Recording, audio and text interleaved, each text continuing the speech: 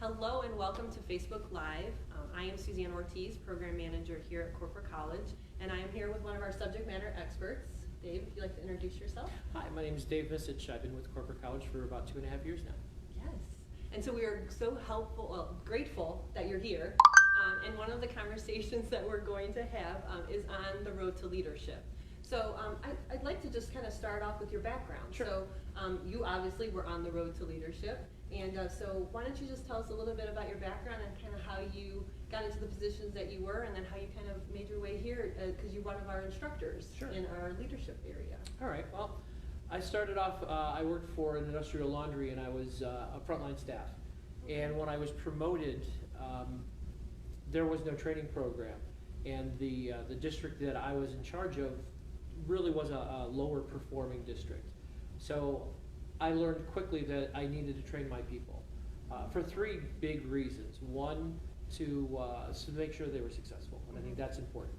And the other was because if they were successful, that meant our customers were taken care of and they were successful. And finally, it made my job a lot easier, because it's a little self-serving, obviously. But yeah, it made my job easier. I didn't have to put out as many fires. Yeah. Didn't know what I was doing, so I every other week I would buy pizza, and after work we would sit around, have a couple of drinks and some pizza, and I knew I had people who were strong in all the areas that I needed to. So we would utilize each other's strengths to teach each other how to do things, and that worked. That's really cool. We went from one of the lower districts to one of the top districts in just a few months. Yeah. And from there, the company realized it, and what they did was made me a regional. Our area president made me a regional trainer, and they started sending me to training programs on how to actually train. Yeah. And it just kind of snowballed from there, and it went from that company to another company, and I was with them for 10 years, and I've been doing it for over 20. Wow. And fortunately, I ended up here, which really worked out well. Yeah, definitely. So, I mean, you know, a lot of individuals, so I'm one who, I was a peer, and I ended up becoming a leader, and I feel like I train every day, even though I'm not a trainer. Is that something that, like, you would say from a leadership perspective? Absolutely. That's probably one of the most important things that a leader can do, is to develop their people. Yeah. Yeah, and it's interesting too, because you mentioned strengths. We do the strength finders in our frontline manager class, and I'm a huge proponent of the strength finders. But Absolutely. you know, one of the keys is figuring out the strengths, but also the weaknesses, right? So you know, everyone has. So that's a really interesting way of, you know, taking your team's type of strengths and meshing that together and figuring out, because you learn from everybody from that, and it helps from a team building standpoint too. Exactly. I had a rep that was a great guy, very friendly. Service-wise, he did a fantastic job, but he couldn't get contracts renewed. And it was a service environment, so they had to renew their contracts every few years. And he had such a difficult time, but great personality. All of his clients loved him. Yeah. And one of our top producing reps that was great in contract renewals just said, well, why aren't you using your personality? Why aren't you using the fact that they love you to say, you know, this hurts me that you don't want to stay with us. You know, you want to commit to us. I'm not going anywhere. And because of that, it really made an effect on him, and he started to bringing in more and more contract renewals. Wow, that gives me chills. Like, that's awesome. That's such a success story, and it's just one person helping another. And that's all it is. Yeah, and then you also find out from that group who are the leaders. Right. You know, which helps from their transition. You know, and as that, you know, what does leadership mean to you? You know, how do you, you know, what are the qualities that you see in a person to know that they would be a good leader, or, you know, a leader from that standpoint? I think the most important thing is those intangibles. It's leaders are people that step up. So when the chips are down, when something happens, when there is an issue someplace, who does everybody look to? It's not usually the boss. It's usually that person that has the leadership qualities. So that's the first place you want to look. They might not be the best at what they do, but they have that way of keeping their cool and thinking straight and understanding how everything works together and coming up with solutions. So I think that's one of the big things about leadership. There's just so many aspects of leadership that are important. And it all depends on personality types. I mean, there's so many different management styles out there. But the most important things about training, about leadership, is developing your people.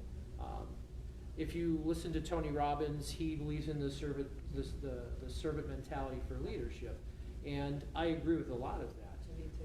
To me, a leader, if you bring in the right people, the people that are inspired by who you are and what you do, they're going to want to do the job.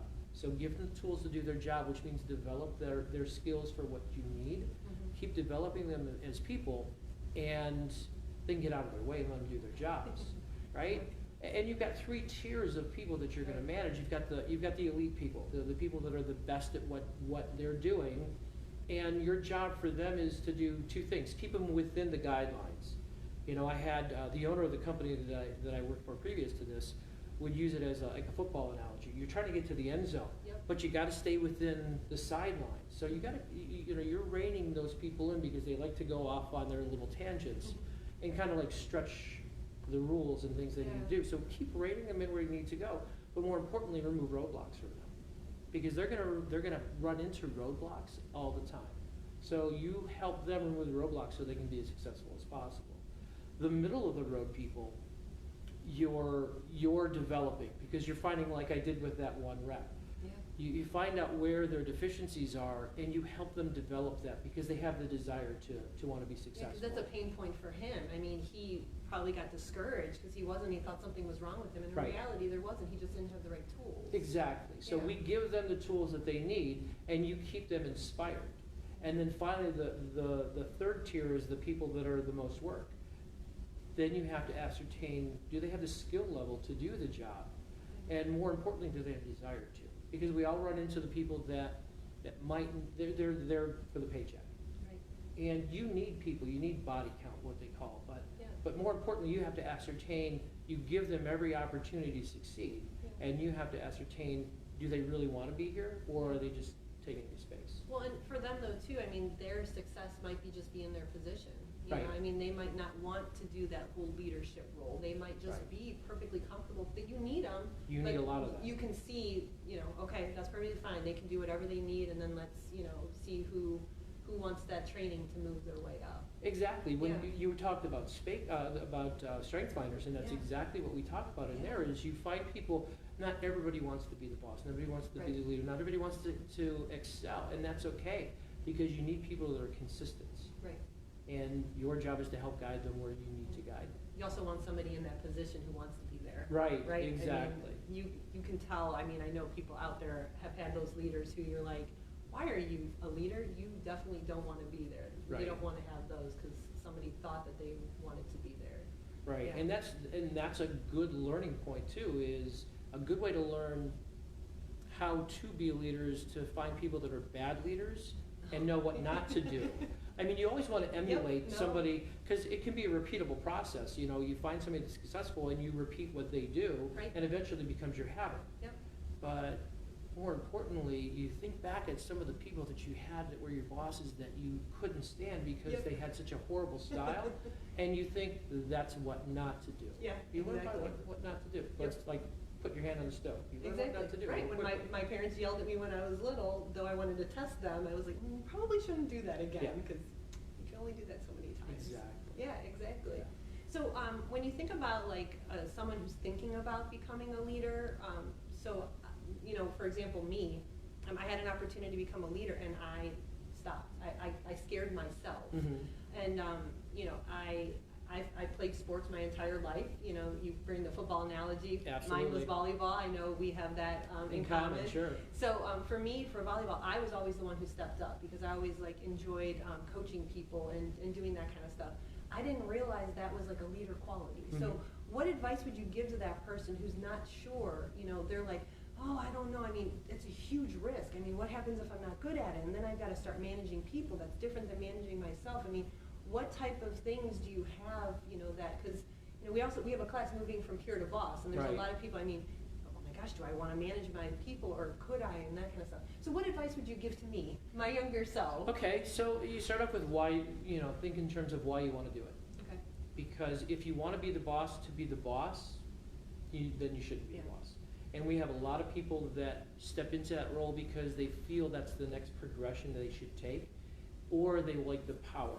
And if you like the power, then you're in the wrong position. Yeah, or the because money, right? you're in that position to make other people successful. So many people get into that role because they want to be in the spotlight. Yeah. They think that's where it should be. And a good leader shies away. In some of the classes that we teach, one of the things we talk about is that police mirror. You know, when you're in the interrogation room? Exactly. A good leader uses that. When things are good, they look through the mirror and they say, that wasn't me, that was my people. And I always use Brett Favre as an analogy for that, because you think that last second Hail Mary pass that's successful. Yep. And the first thing they do is they put that microphone in front of his face and they say, well, how did you do this? And he goes, I didn't do anything. Right, someone had to catch it, right? Exactly. And I can throw it. Well, it starts off with the line, right? Yeah, exactly. The line knew how important it was, Yeah. so they gave me just enough time to spot him streaking down the sideline.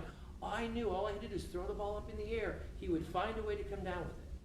So you look through the mirror for success, but when things are bad, you look into the mirror and you say, that was me. But if he doesn't catch it, Brett Favre would say, it's not because he couldn't do it, it was because I didn't put him in a position to be successful. That's really And interesting. that's the important thing. Yeah, I had a supervisor once who, so in when I played, there was no I in team, right? Right. I mean, because there's everybody who's there. But I had a supervisor once who said, if you made a mistake and I didn't know about it, it's okay, it's still my fault because I'm your supervisor. Right. And I thought that was a really powerful message. Yep. Because it's kind of like your bodyguard, right?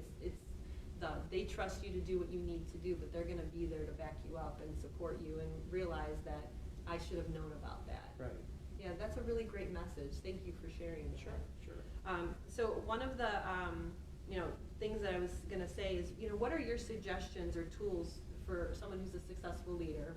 And then the other one was just curious of, what would those next steps be for those individuals? So, we do the training, right? But not everybody can either afford the training or has the time to do the training. We're always here, obviously, to Right. help in any way. But what would your suggestion be from that standpoint? Like, one is, what tools do they need to be able to make that decision? Mhm. And then the other is, what could their potential next steps be? Well, the tools they need to develop their people. And I think that's the biggest thing. You don't have to be an expert in everything, because just like what I was talking about earlier, you have people around you that need to be experts. And I have frontline people that I teach all the time. They're like, my boss doesn't know my job. They don't need to know your job. Yeah. They need to know how to put you in a position where somebody can teach you their job. So there's a subject matter expert in your area. So find out who's strong in all the areas and how to utilize those. And again, strengths finders, right? Right. You don't have to learn everything. You can't be everything. But find out who the people are that can help you along the way.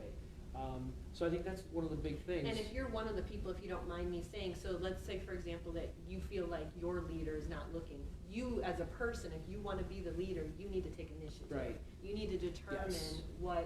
what you want to do, where you want to go, and then figure out, go to your supervisor and say, hey, you know what, I think I'd really like to manage this project, or I'd really like to take a little bit more Take that initiative. step forward, right? Okay, Exactly. So you perfect. volunteer for things like that. Yeah. You put yourself into leadership position, even if you don't have that, that'll be recognized. And the other is being consistent.